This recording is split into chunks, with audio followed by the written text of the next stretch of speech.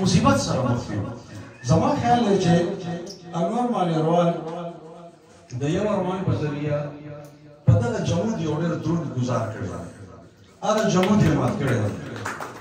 د معیار یو ترجمان څیز یې خپلو ته ورکړی دی او په ډېرو حوالو د هغوی د اسلوب په حواله، د هغوی د مضامینو په حواله، د موضوعاتو په حواله.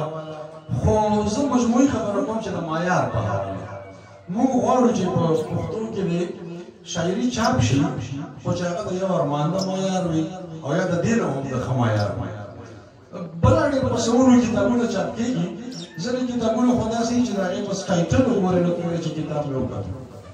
ځینې کتابونه داسې چې یو دوه پاڼې وګورئ نو پته ولګي چې د نه کتلو کتاب دی. خو ځینې کتابونه داسې وي چې هغه په یو ځل کتلو د هغې حق نه ادا کېږي. په یو ځل کتلو په هغې سړی پوهېږي نه. په یو ځل کتلو هغه کتاب کې پروت مسرت چې دی هغه ترلاسه کېږي نه. یو ارمان په هغه کتابونو کې دی چې دا بار بار لوستل غواړي. د دې چې کوم خوند دی هغه د بار بار لوستلو غوښتنه کوي، تقاضا کوي، هم مفاهیم او هم د اسلوب.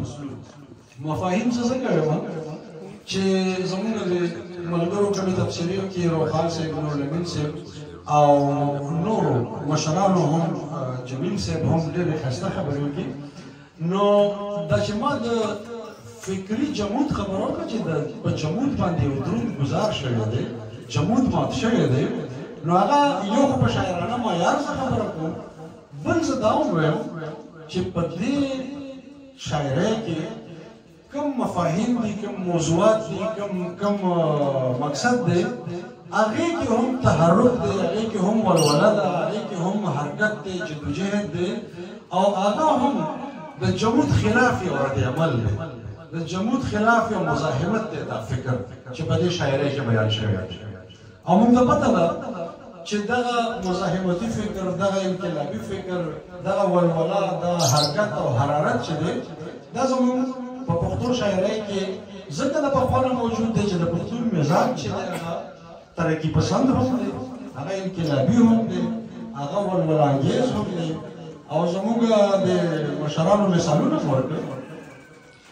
جمیل صاحب د ترقي پسند انجمن ترقي پسند مصنفین باقیاتو ګڼلو دا کتاب، او زموږ نورالامین صاحب ورکې نوره اضافه وکړه چې دا د خدایي خدمتګار تحریک او د 1928 د راپیدا شویو شاعرانو باقیات یا تسلسل دی. زما خیال دا دواړه خبرې یو بل سره متضاد نه دي.